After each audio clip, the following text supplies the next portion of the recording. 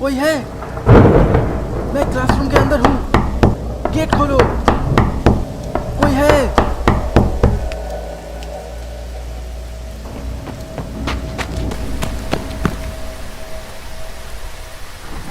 कोई है?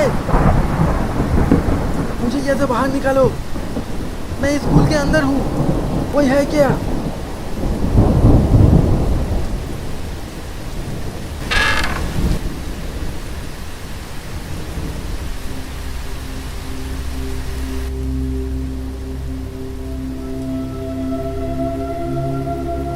दोस्तों, अगर आपने हॉन्टेड स्कूल पार्ट 1 अभी तक नहीं देखी है तो पहले आप उसे देख लें, नहीं तो ये स्टोरी आपको पूरी तरह से समझ में नहीं आएगी।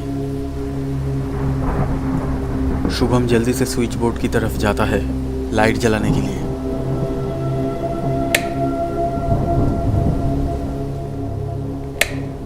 लेकिन उसने देखा कि क्लासरूम की लाइट नहीं जल रही थी। शायद तेज बारिश और हवा के कारण बिजली चली गई थी। वो फिर से भागते हुए दूसरी खिड़की की तरफ जाता है। कोई है? मैं क्लासरूम के अंदर हूँ, गेट खोलो। कोई है? वो बार बार मदद के लिए चिल्लाता है, लेकिन बाहर कोई भी नहीं था।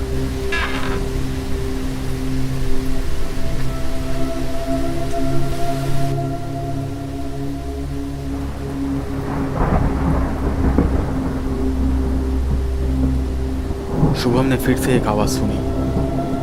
वो क्लासरूम के चारों ओर देखने लगता है, क्योंकि उसे ये समझ में नहीं आ रहा था कि ये आवाज़ कहाँ से आ रही है।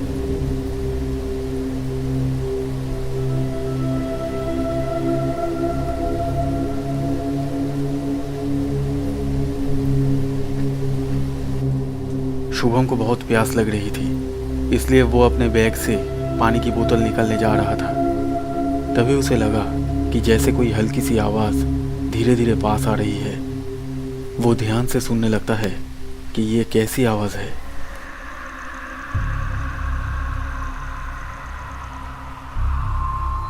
लेकिन कुछ देर बाद शुभम ने जो देखा, उसे देखकर शुभम के रोंगटे खड़े हो गए।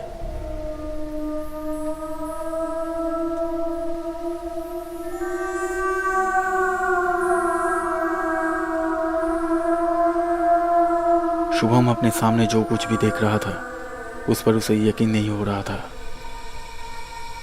उसके हाथ पैर डर से कांप रहे थे।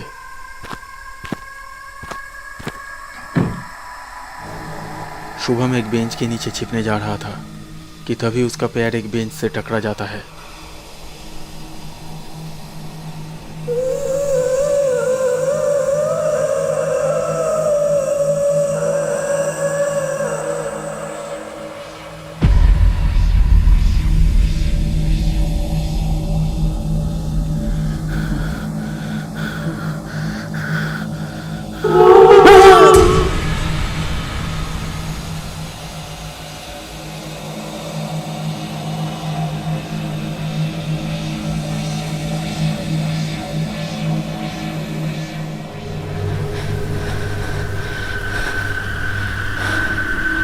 कोई है?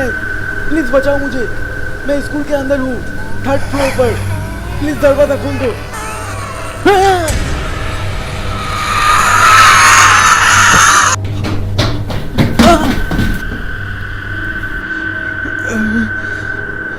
शुभम बेंच के ऊपर से नीचे गिर जाता है और उसका सिर टेबल से टकरा कर फट जाता है।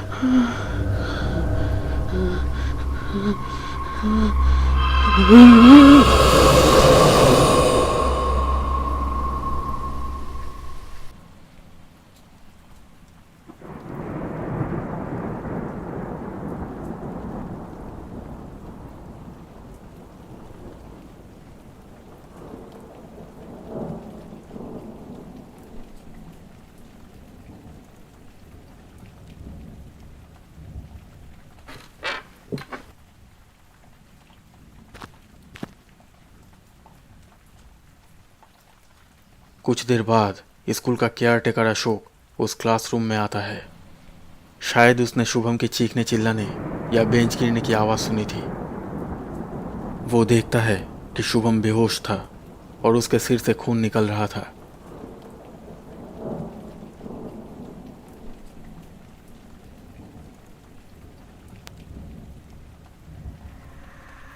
अशोक बहुत हैरान हुआ।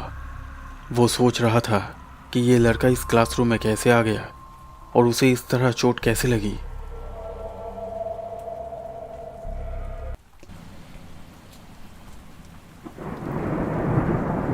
वो केयरटेकर शुभम को उठाकर अपने घर ले जा रहा था, क्योंकि उसने सोचा कि शुभम को अभी डॉक्टर के पास ले जाने के लिए इस बारिश में ऑटो या रिक्शा नहीं मिलेगा, और वैसे भी रात बहुत हो चुकी थी। इसलिए वो जल्दी से उसके सिर पर पट्टी बांधने के लिए उसे लेकर अपने घर में जा रहा था।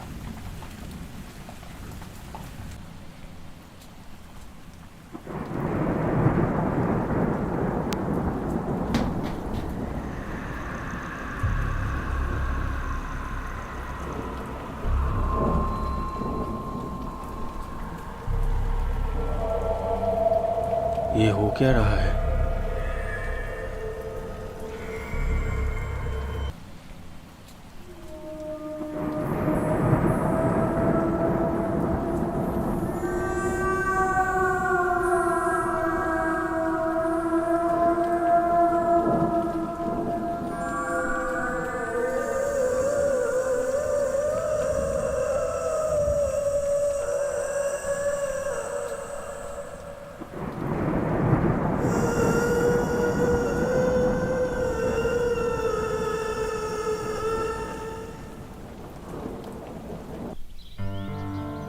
सुबह जब शुभम को होश आया तो अशोक ने शुभम से उसका घर का फ़ोन नंबर लेकर उसके घर वालों को फ़ोन किया। शुभम फिर सबको बताता है कि उसके साथ क्या हुआ था।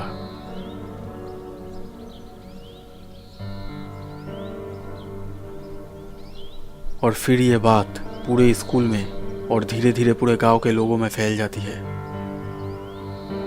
शुभम के बातों पर कुछ लोग यकीन कर रहा था, लेकिन ज़्यादातर लोगों को ये एक बकवास और झूठ लगा।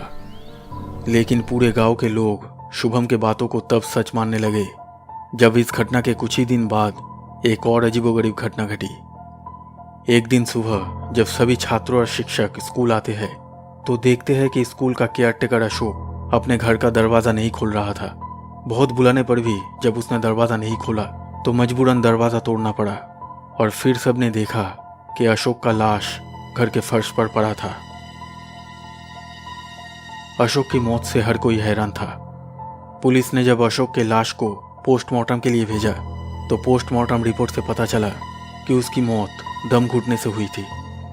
लेकिन अशोक के घर से ऐसा कुछ भी नहीं मिला था जिससे उसका दम घुट सके, और अगर किसी ने अशोक को मारा होता तो वो बाहर कैसे जाता, क्योंकि दरवाज़ा और खिड़की अंदर से बंद थे।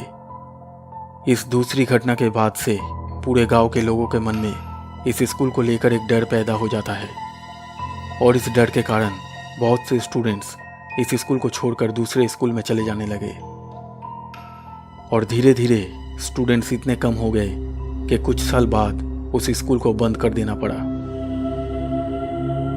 तभी से गांव के लोग दिन में भी उस स्कूल के सामने से गुजरने से डरने लगे, और इस स्कूल को भूतिया स्कूल के नाम से जाना जाने लगा।